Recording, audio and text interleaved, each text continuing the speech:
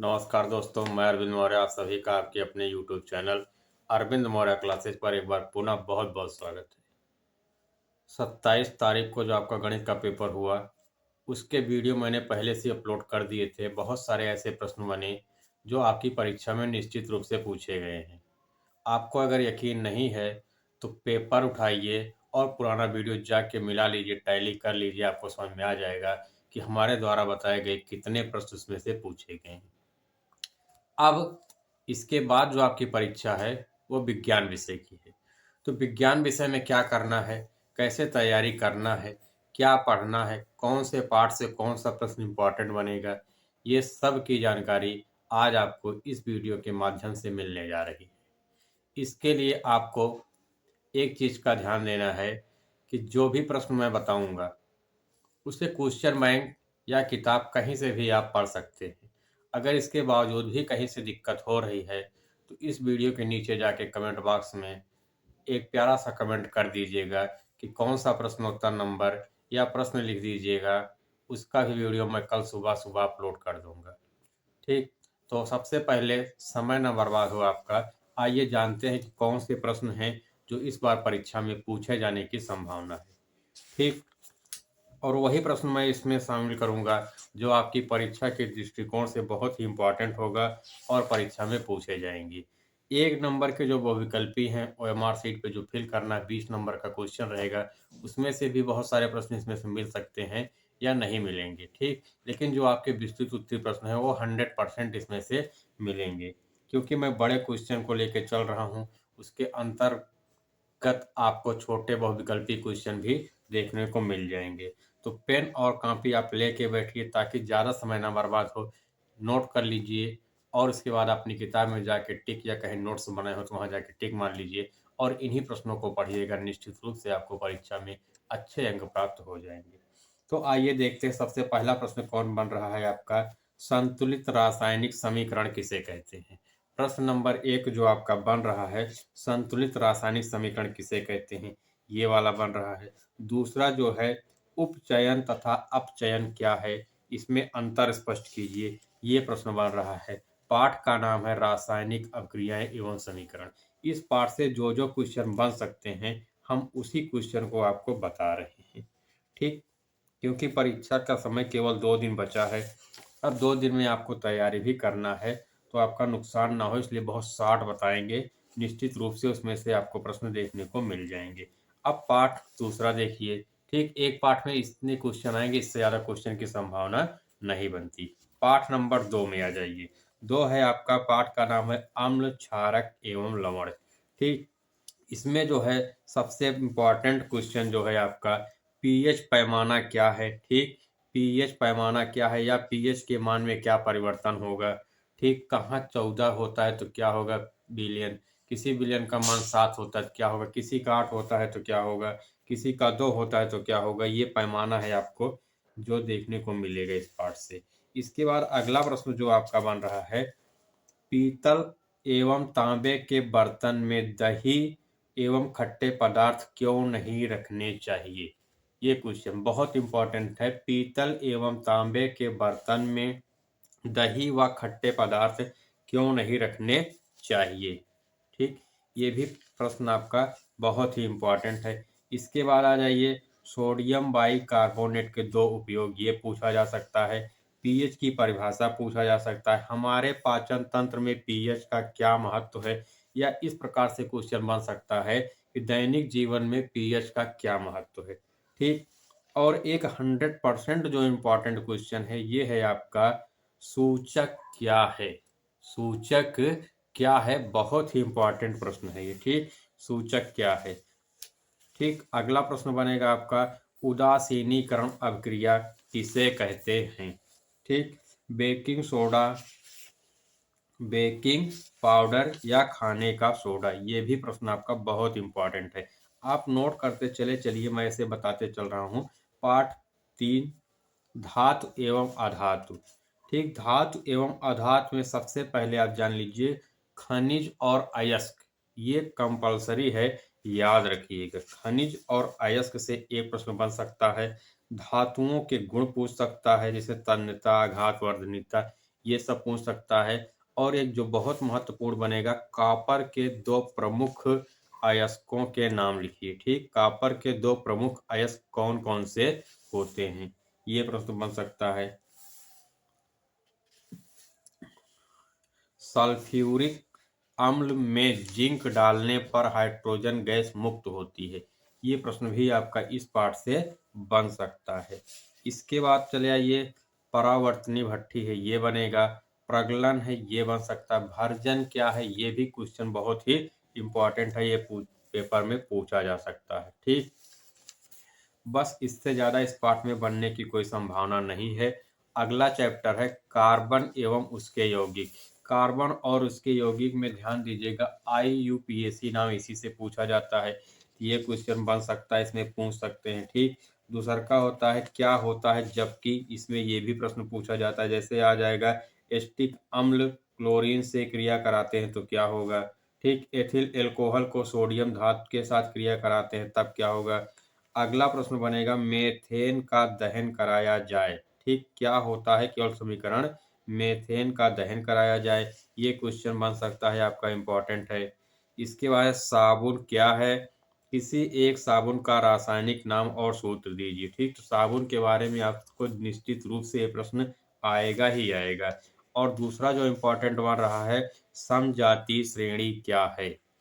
समजातीय श्रेणी क्या है, ये भी प्रश्न आपका बहुत इम्पोर्टेंट है।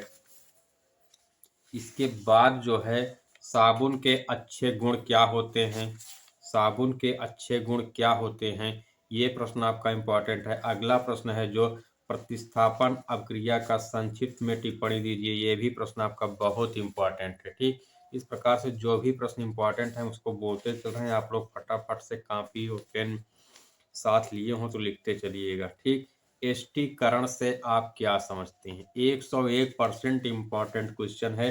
पेपर हो जाने के बाद कमेंट में जाके जरूर बताइएगा कि आया था या नहीं। एष्टीकरण से आप क्या समझते हैं, बहुत इम्पॉर्टेंट क्वेश्चन है ये। ठीक,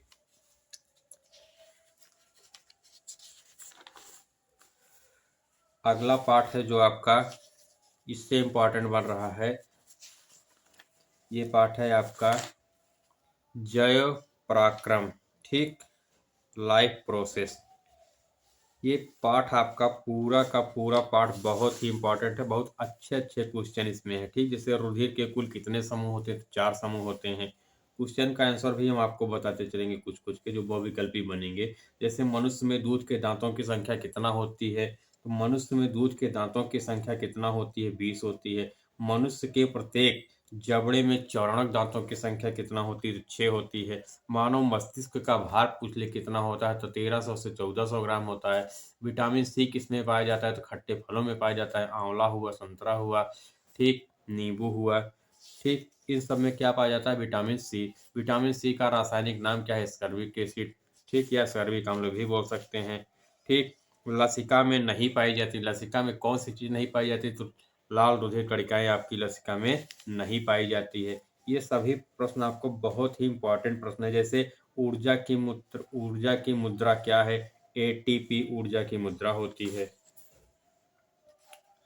प्रोटीन क्या है, ये भी पूछा जा सकता है। प्रोटीन का हमारे शरीर में किस प्रकार से पाचन होता है, ये सारे क्वेश्चन जो हैं बहुत ही इम्पोर्टेंट हैं इस पाठ के। ठीक, रुधिर तथा लसिका में अंतर पूछ सकता है।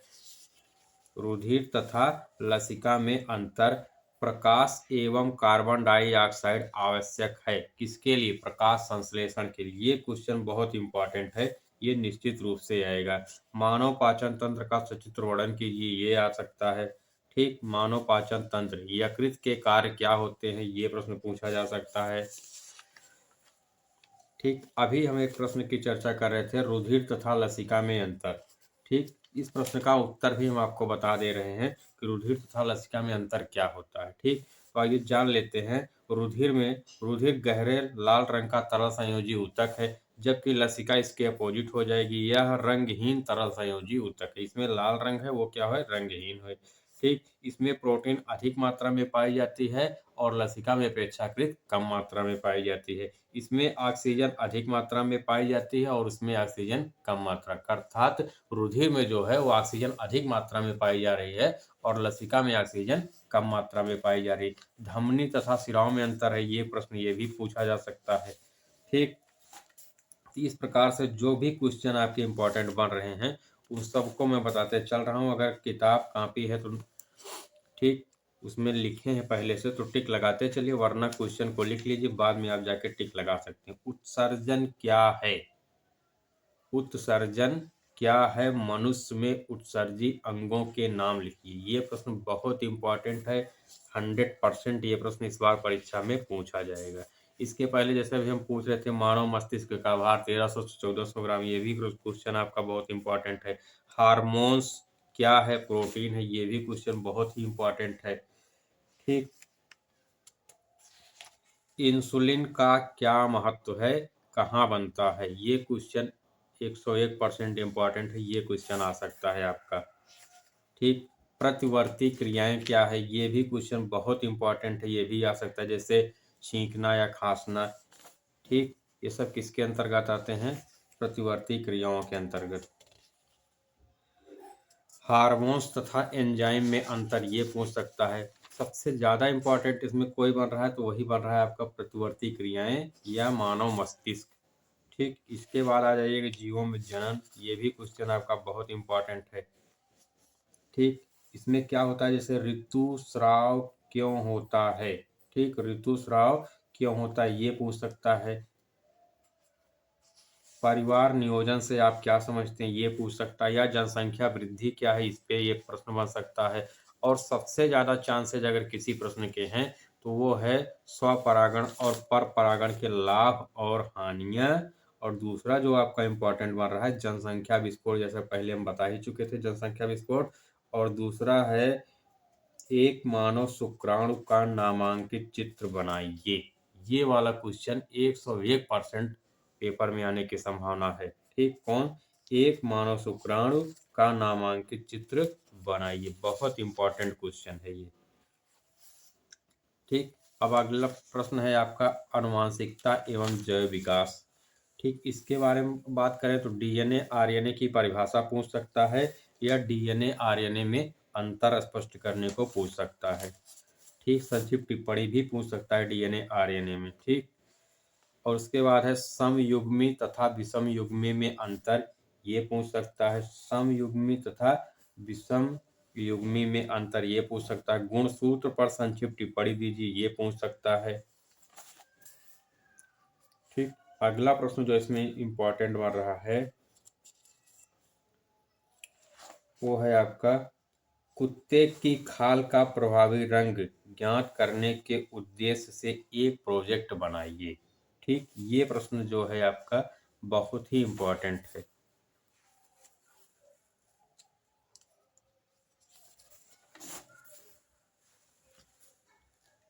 मेंडल के आनुवंशिकता के नियम, ये क्वेश्चन भी बहुत इंपॉर्टेंट है। ठीक, लिंग गुणसूत्र किसे कहते हैं? मानव में लिंग निर्धारण की प्रक्रिया को समझाइए। ये वाला क्वेश्चन भी बहुत इंपॉर्टेंट है, जहाँ यक्स एक्स और यक्स वाई होते हैं, इनके बीच कौन कौन सी क्रियाएं कैसे की जाती हैं, कैसे होती हैं। ठीक, जैव विकास की परिभाषा दीजिए, ये क्वेश्चन पूछा जा सकता है। जैव विकास की परिभाषा दीजिए। फिर इसके बाद चले आइए भौतिक विज्ञान, जहाँ है आपका प्रकाश का परावर्तन। इसमें सवालें आपकी निश्चित रूप से आएंगी। कौन कौन से सवाल आ रही है इस बार ये जान लेते हैं। एक उत्तल दर्पण की फोकस दूरी 10 सेंटीमीटर है तो इसकी वक्रता त्रिज्या क्या होगी? अगर फोकस दूरी 10 सेंटीमीटर है तो वक्रता त्रिज्या स्वाभाविक है, इससे दुगनी हो जाएगी। तो वक्रता त्रिज्या कितना हो जाएगी? 10 दूनी 20 सेंटीमीटर। अगला प्रश्न जो बन रहा है, एक लेंस की क्षमता +5 डायोप्टर है तो इसकी फोकस दूरी क्या होगी? अगर लेंस की क्षमता कह रहा है +5 डायोप्टर है, फोकस दूरी का जो सूत्र होता है एफ बराबर एक सॉरी पी बराबर 100/f।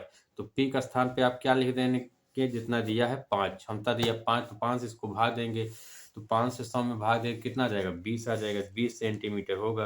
प्लस है तो इसलिए उत्तल लेंस होगा, अगर माइनस होता तो अवतल हो जाता। 50 सेंटीमीटर अगला प्रश्न है। 50 सेंटीमीटर फोकस दूरी वाले उत्तल लेंस की क्षमता ज्ञात कीजिए। 50 सेंटीमीटर फोकस दूरी वाले उत्तल लेंस की क्षमता ज्ञात कीजिए। तो यह लेंस की क्षमता पूछ रहा है तो 50 100/50 भाग देंगे, 2 डायोप्टर आ जाएगा। ठीक, उत्तल लेंस है इसलिए प्लस डायोप्टर रहेगा।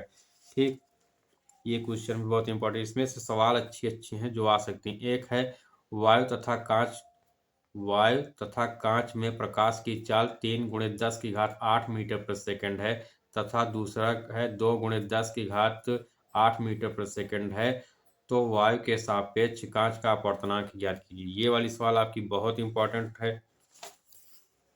ठीक, इसके बाद यहाँ वक्रता, त्रिज्या और फोकस दूरी में संबंध, ये भी पूछ सकता है।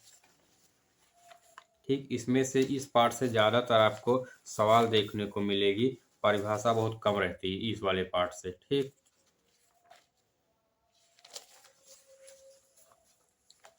निगमन आ सकता है किसी गोलीय दर्पण के लिए सूत्र 1/V+1/U = 1/F का निगमन कीजिए।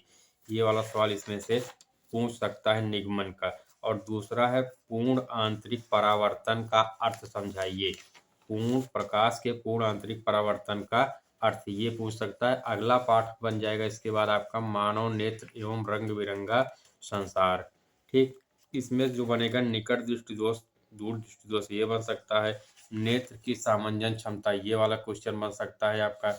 ठीक, और इसके बाद सबसे महत्वपूर्ण जो इम्पोर्टेंट क्वेश्चन है, मानव नेत्र का सचित्र वर्णन। इसके कुल कितने भाग होते हैं?